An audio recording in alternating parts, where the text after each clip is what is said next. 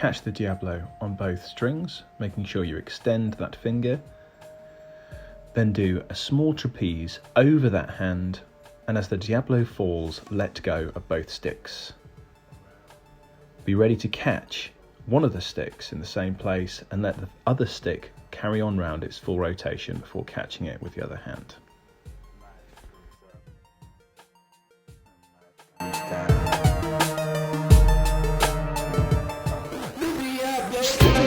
Gotta push it to the limit.